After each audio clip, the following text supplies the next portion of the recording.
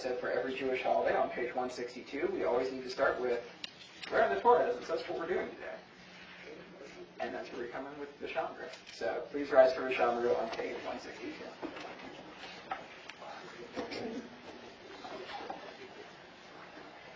Shamru b'nei Yisrael et Shabbat Lasot et HaShabbat le'lot berit olam.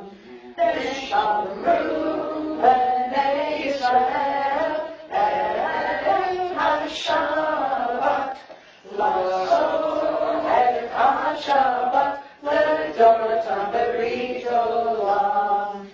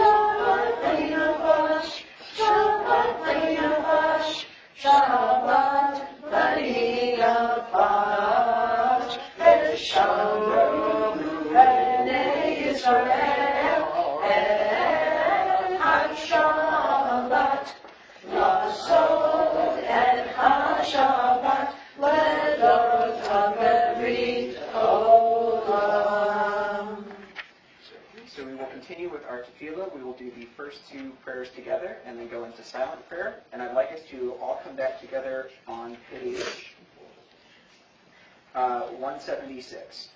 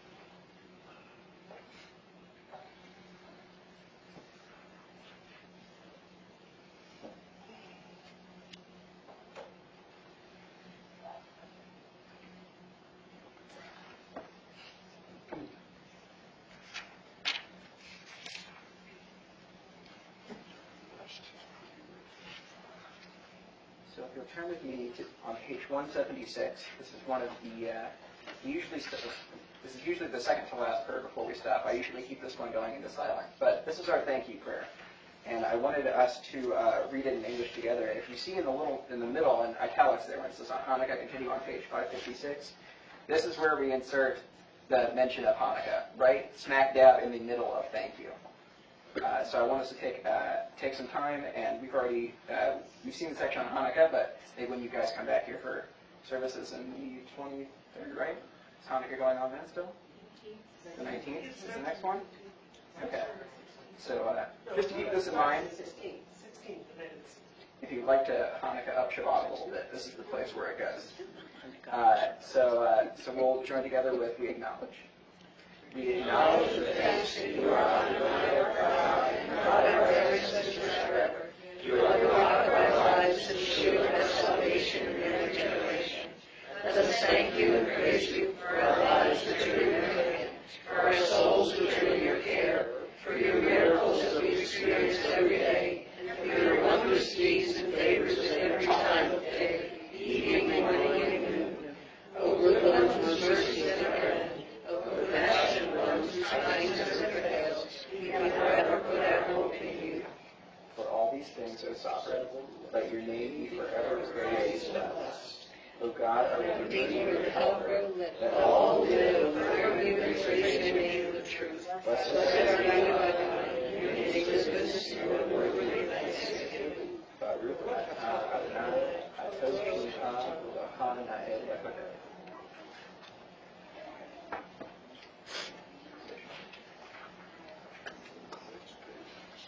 We'll conclude our Amidah with our prayer for peace, Oshe Shalom, which is found on page 180.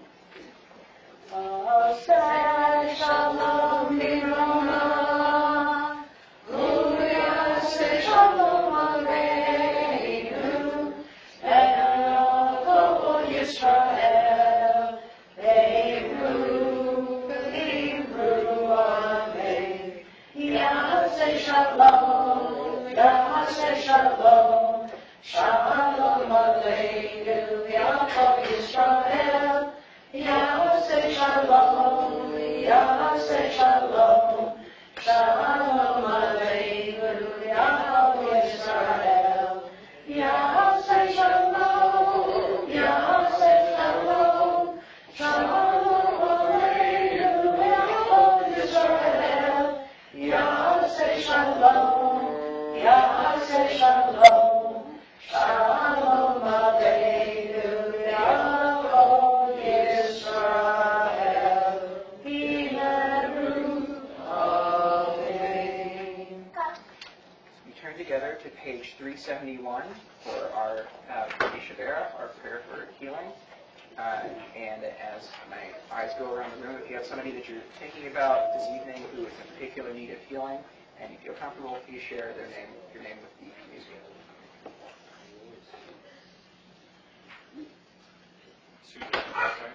Thank you. Jenny Missler, Marie Viola, Rachel Cassidy, Bill Kester, Martin Dickey, Janet Dickey. Peter Springberg, Joanne Clark, Sarah Ruska, Sherry Gardner.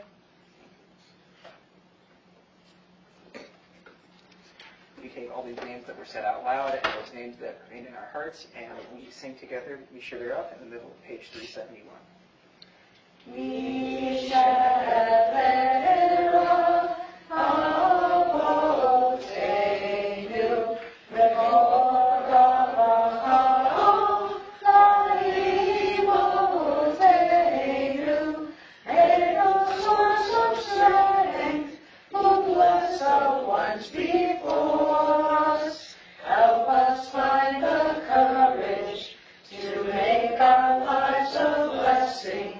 And let us say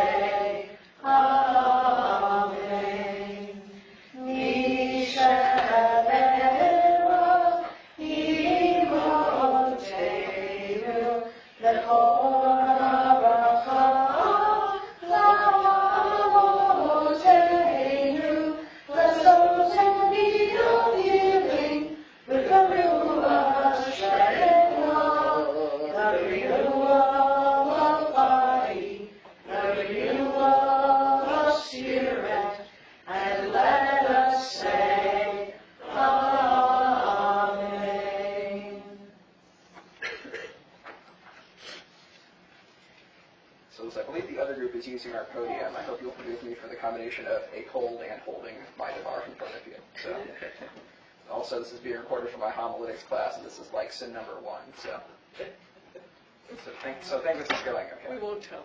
Okay, great. What's the homiletic first? Study of sermon writing. Right. Sounds fancy. Okay. Wow. The reconciliation of our ancestor Jacob and his brother Esau is second only to the story of Joseph in familial drama, the lengths of brotherly love, and the power of wholehearted forgiveness. To recap our story so far, Jacob, Rachel, Leah, and their families have just parted from Laban, Rachel and Leah's father, on neutral, leaning antagonistic terms. So Jacob, after leaving his father-in-law, then sets out to make amends with his brother. And he learns that his brother is coming to meet him with an army of 400. And as it only took 300 to beat the Persians, we know Esau means business. That very night, before Jacob and Esau are going to meet, we learn the story of Jacob wrestling with the angel. In the morning, we finally get to the height of the drama, Jacob's preparation to possibly be killed by Esau. And then we hear at the climax of the story, and I'm paraphrasing here. When Jacob was looking into the distance, he beheld Esau coming with his 400 men, so he divided the children among Leah, Rachel, and the 2 maids. The commentators say he divided these up his family so that maybe some of them could be able to escape if he has to stay and fight.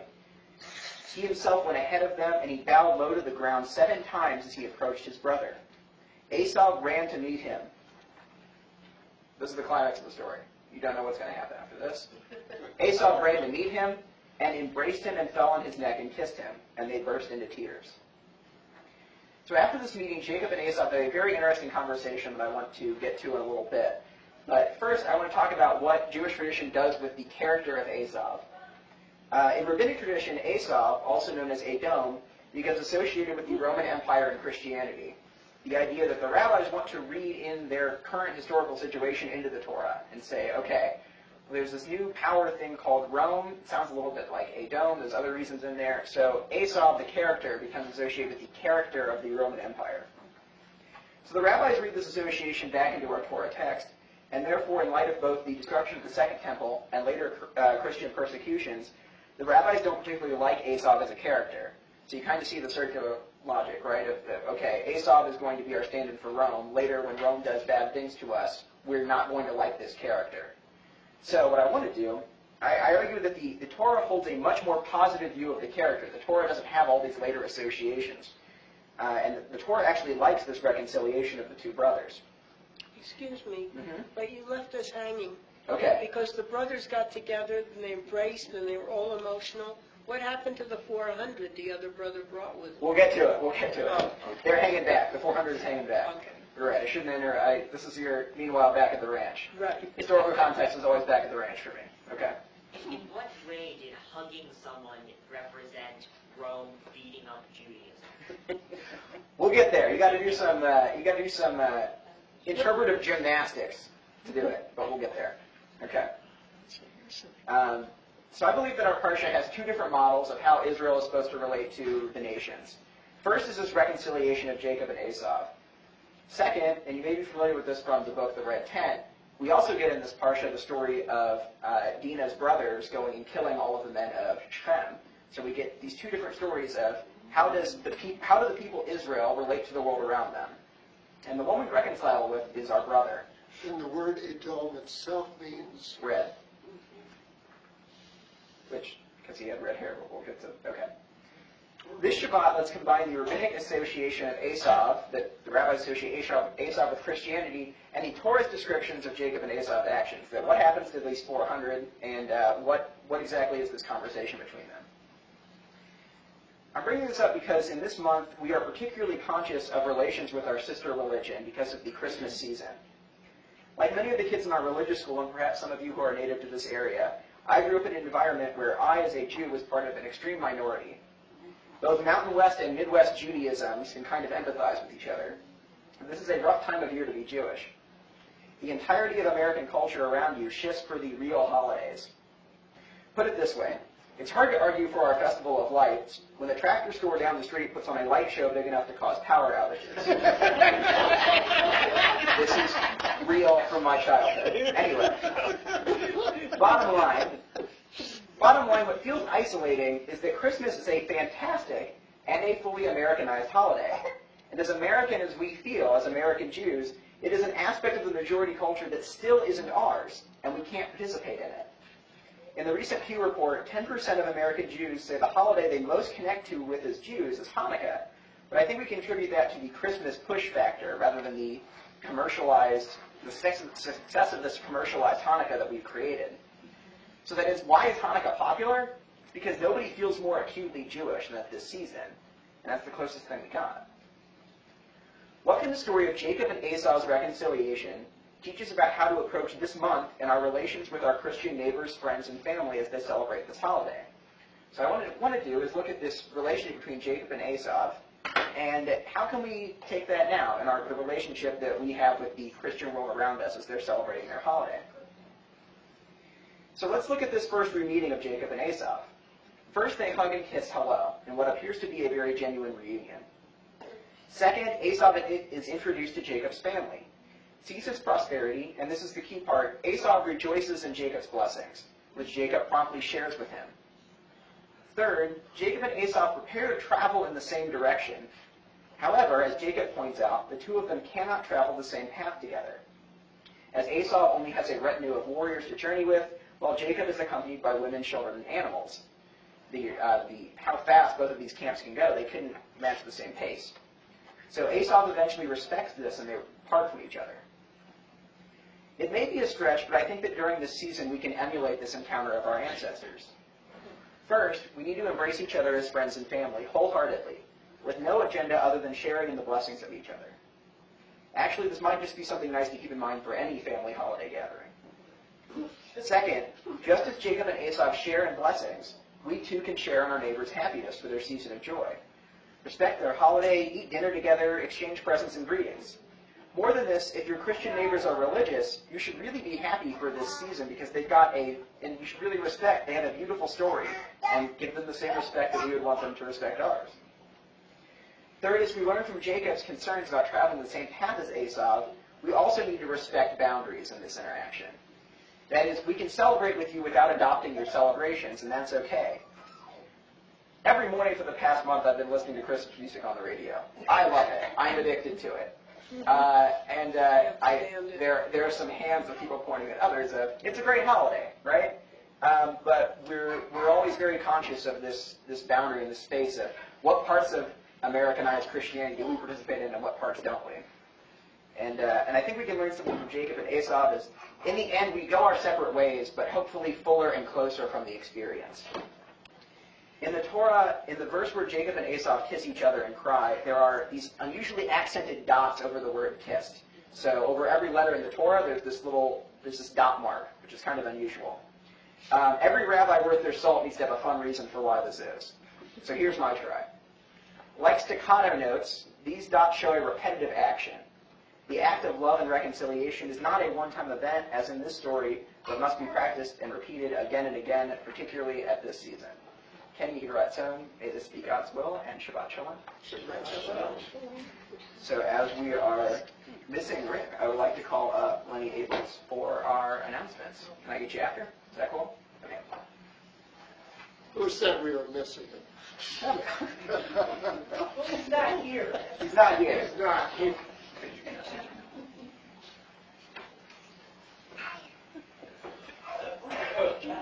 Yes. Shabbat Shalom. Shabbat Shalom. I'm not Rick. I'm not Rick.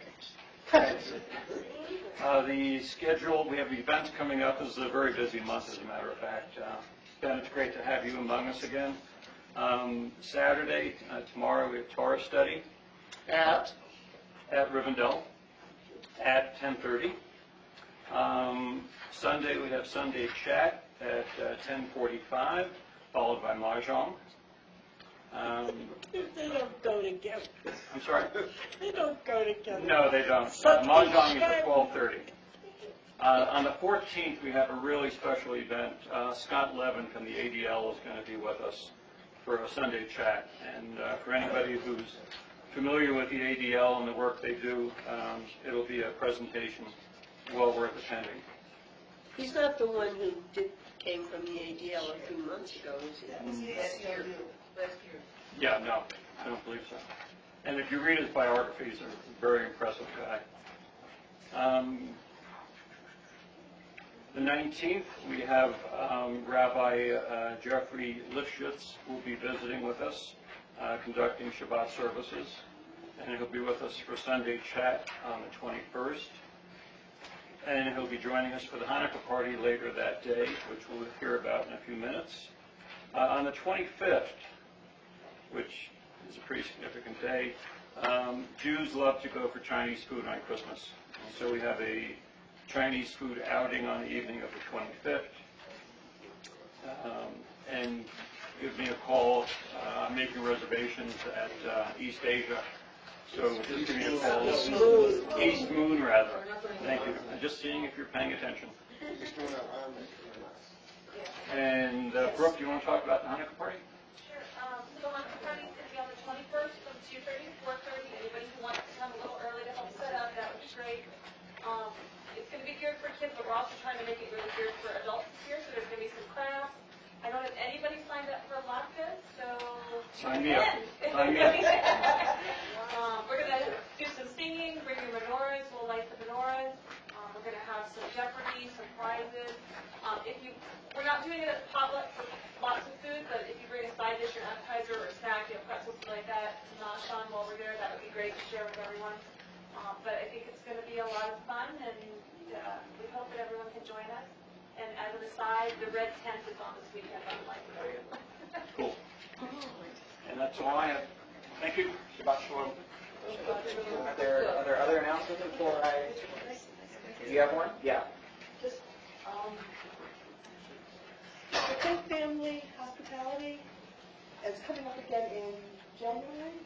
February. Early February, I want you guys to put your caps on and remember this. These guys really need our help. And it's so easy and it's so much fun. I think that what we might do is, Marty and I have gone, did you guys go? No, Leah and John went and Carol Roberts went. Maybe you could come with one of us so you don't feel shy or anything, but they look for just hosts, which are just play with the kids and talk to people while you're eating dinner. And the kids have to be within sight of their parents, so you're not babysitting. Okay? We're not making dinner. Faith Family Hospitality, it's at Our Savior Lutheran Church. And they really want us there. They appreciate all the help we can give them. You need the date again? Okay, I'll get it to you, okay? But I just want to bring this up because it's really important. They need us. Thank you. Do we have other? Yeah. Religious school this coming Sunday, and for the pre-the-name and stuff, we have bagels with the rabbi, and then followed by Sunday school. All those are on my calendar, so if you want. We also have to congratulate Leah because she was just accepted into leadership at Fort Collins. Wow.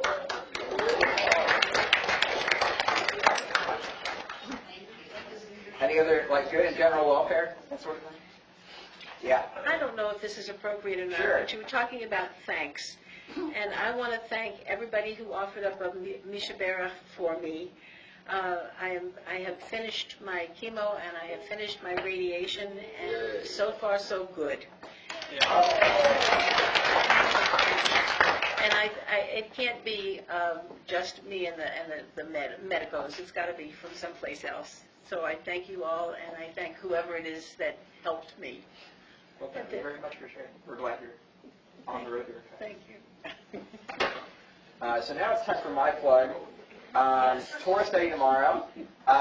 There's a lot of, this is the section where Jacob gets renamed into Israel, and there's a lot of little hints at names in this parsha. So what I wanted to do is trace the idea of the importance of names in Jewish tradition. So I've got about 2 pages worth of text of cool things of what does it mean to have a good name, and what does it mean to remember someone, to memorialize their name. And that'll be tomorrow morning. And then our Sunday chat, I'm really excited about. I've wanted to do this for a long time. It's a history of Israel through music. So what I've done is, yeah, I know, I thought you'd like this one. I've taken about 2 songs per decade that have tried to like capture the zeitgeist and the cultural milieu of what was going on in Israeli society. So not that, this caused I had a lot of fun preparing this because it caused a lot of debate amongst my friends of how dare you not include this person, you have to include, there's no way. Like think about trying to come up with like, I've only got like 18 songs, right? So I had a lot of fun putting this together. This will be my little take on it, and we're kind of all in the same plane because I've taken a few Jewish music classes, but this is not this is just kind of an music appreciation thing with my little spin of Israeli history in there. So I think you all really enjoy it, so please come on by. And I think that's all that I have as well. We begin to conclude our service with Aleinu on page 586 at the bottom. Please rise.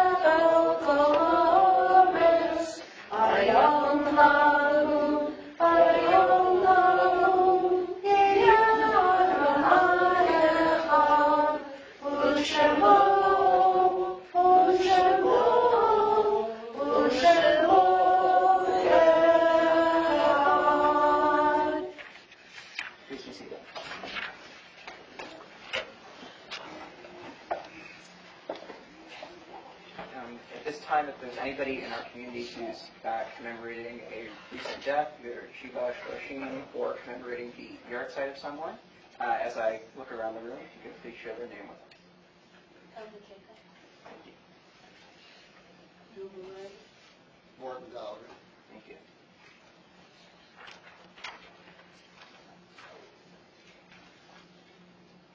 And as a community, we all remember Bernice Collins. If it is your custom, please rise for Kedusha Tone on page 598. Yitgadal, Yitgadash, Shnei Rabo, Galamad, Yamar, Yirkei, Yamlik, Malkutei, Chayekon, Yamechon, L'chayei, L'chol, Beis Yisrael, V'Adallah, Yisman, Karim, V'Yiru, Amen. Yesh, Shnei Rabo, V'Rach, V'Yalom, Yisbarach, Yishabach, Yisbarach, Yisbarach, Yisbarach, Yisbarach, Yishaleh, Yishaleh, Straight, Yishom, Richu, Ve'elon, Luchol, Yishabach, Yishabach, Yishabach, Yishabach, Yishabach, Yishabach,